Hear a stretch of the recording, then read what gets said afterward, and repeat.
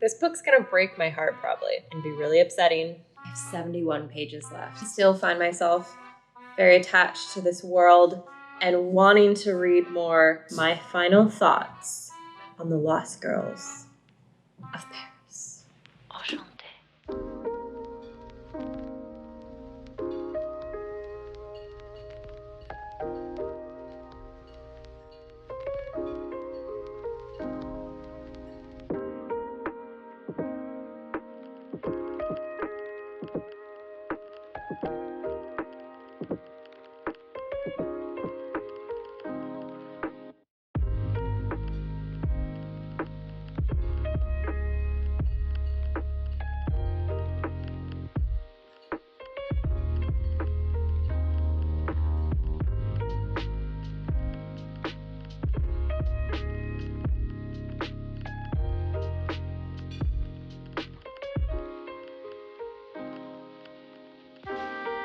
Hello, I'm Allie and welcome back to my channel. I used to be a huge reader when I was young, to the point that I could literally read a book in like 3 days.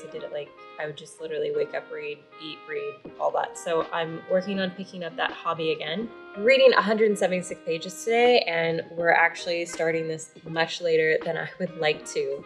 I am on chapter 15 on page 183 and I need to get to page 359 before I go to bed. I made this new challenge for myself because I literally want to have days where I just read all day.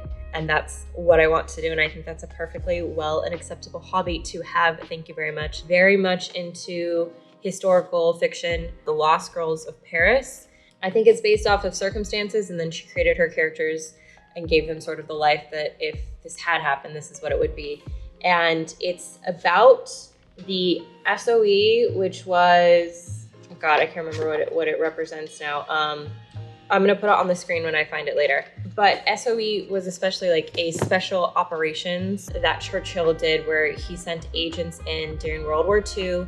I believe it was specifically into France because that's where the US and Europe made the invasion to win the war in World War II. It's about these secret agents that were in all over France and they were pretending to be French citizens. So first it was men that were going in there, but the men kept getting caught and killed by the Nazi military. And so in the book, this character called Eleanor Trigg, she decides that they should actually be sending women into the field because men are either fighting for the Nazi military or they've gone to jail because they refuse to fight. So it's rare to have French men in France during this time. There are some, but it's rare. She essentially trains a group of women and she sends them in. But the reason that we as the readers find out about these girls existing is because there's this character named Grace who ends up somewhere she's not supposed to be, which is Grand Central Station. And she finds a suitcase with photos of the girls that Eleanor Trigg sit in, but she doesn't know that yet. It's really cool because each chapter is from each character's different perspective. So we have Grace, who's the one who found the photos, and she's from 2 years later, so 1946, and she lives in New York City. We have Eleanor Trigg during 1944. She was just an assistant to a military guy. I don't know the terms, guys. Was just an assistant to this military guy who was sending in men agents, and she spoke up at a meeting and explained why she thinks they're getting killed and why we need to send in women. He trusts her, but he says it's your project. You have to helm the entire thing. Some of the girls that we get to meet there's Josie, but we don't really read about Josie from her own chapters. We learn about her more from Marie. The three characters we follow then from their perspectives are Grace, Marie, Eleanor Trigg. So it's really cool because it's all about World War II. It's about these secret, agents going in, intercepting messages, doing all these dangerous missions. And I love that stuff. Like I said, it is already 2:25. I'm gonna read for a little bit. I'm having coffee right now as like my pick-me-up. So I'm gonna read for like as long as I can until I get hungry. And then that's when I will talk to you guys. So I will see you in a bit.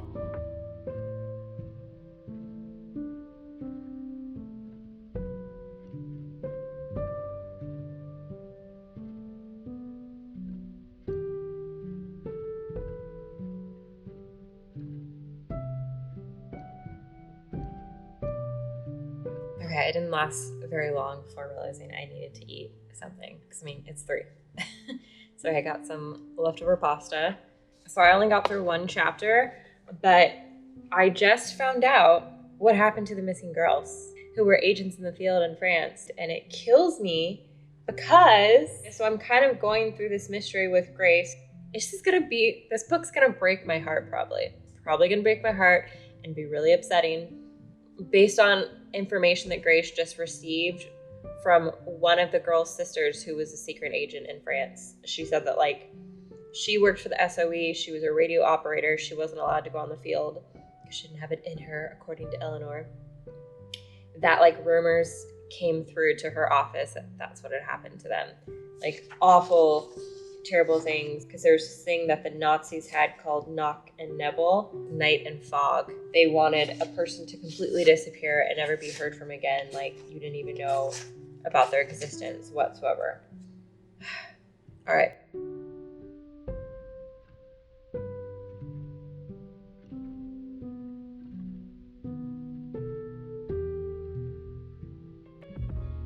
Good evening. About 7:20. I have 71 pages left. I'm really, really proud of myself. Oh my God, this book has been so stressful. Like my stomach has been in knots, like figuring out what's gonna happen to these characters. I finally accepted the fate of some of the characters and I was just like, oh God, why? I ordered Thai food, that is on its way. And then I have some dishes I need to do and put the laundry away. So I'm gonna take a break, but I feel totally confident that I can get these 71 pages done before I go to bed. It has just been so good reading and getting lost in a world that is different from watching a show or a movie. It's making me really happy.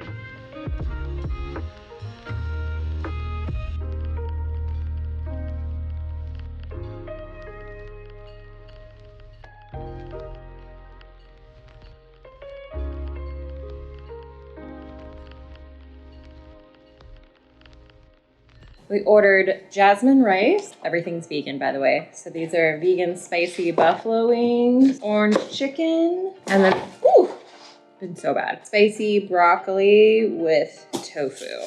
So excited to eat. I'm gonna dig in. And if you follow me on Instagram, I actually started doing reels that are like memes of Supernatural. I'm gonna do it for some other shows that like I'm absolutely obsessed with, because Supernatural is like basically my favorite show, pretty close to The Magicians. If you want, you can go ahead and check out my Instagram and watch those. How can they help you, little one? You're so cute, Muffin. Don't worry, this is not all for me. The boyfriend is working late. I'm saving some for him. Not a crazy person. And I really do love Thai. All right, I just finished my Thai food. It's about 9. I want to hop in the shower to kind of like just get ready for bed. I got some cute pants that I thrifted a couple weeks ago that I want to show you guys. They're cute little trousers. They have pockets, which is excellent, and they have a little belt. I'm obsessed with them. And they're really nice because they're not long, which is hard for girls who are very short to find. I wore them all day and they were so comfy. Just because I feel like half the time when you wear jeans, like you're just uncomfortable majority of the time, like if you're just at home chilling. And these are way better, like lounge clothes, but still feel very dressy.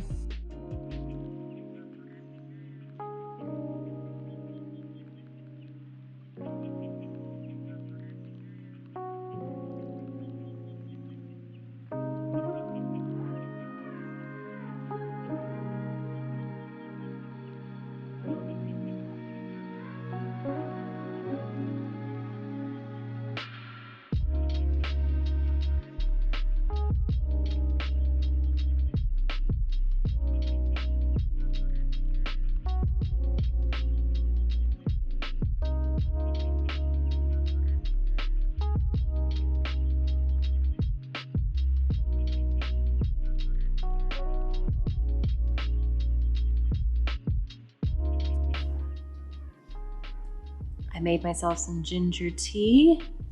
I have my book, and we have 71 pages to do. It's 9:30. I like to go to bed by 11. Let's see what we can get done before bed.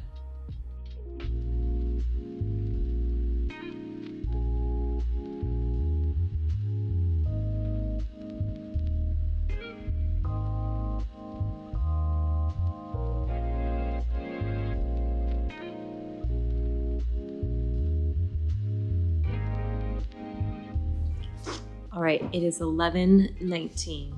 I'm gonna head to bed because we're going to the gym in the morning. But I didn't finish it. And 31 pages, but I read 148 pages today. That's really good considering I started this book like 3 weeks ago and I've been building up my habit of reading again. I don't want to spoil the book for you guys, but I found out so much and so many things are potentially different than what I thought because I was in the middle of the book. So I don't know. I'll try it when I finish it, I'll try to give you guys like my overall feel of how I feel about the book and how it ended without spoiling too much in case you also want to read it. Okay, I'm gonna go to bed though, and I'll wrap up the rest of this vlog in the morning because I need sleep. But 148 pages, that's a pretty great accomplishment. All right, good night.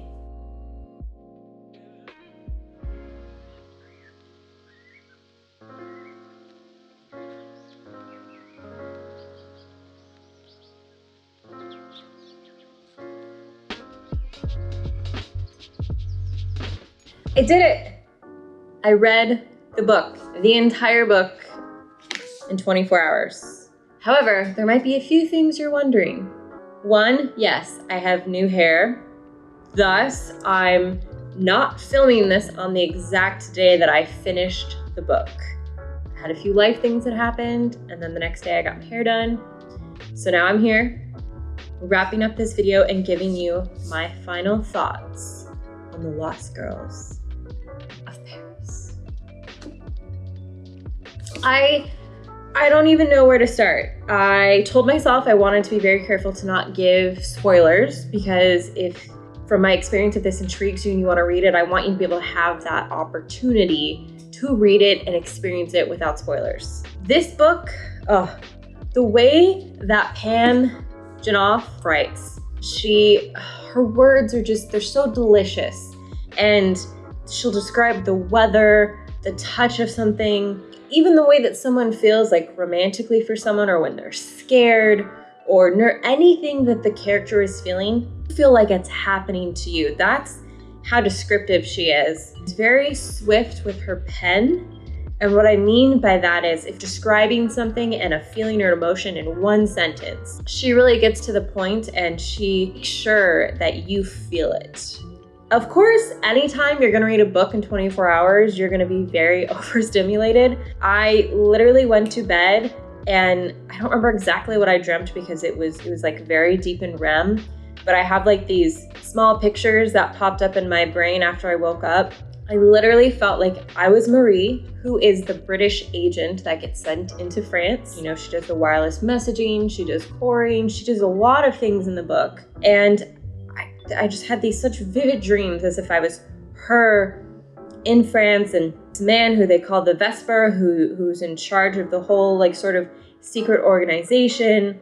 And I just got so wrapped up in the book that even though some time has passed since I've read it, I still find myself very attached to this world and wanting to read more. And Pam just did such a great job of wrapping up each character's story.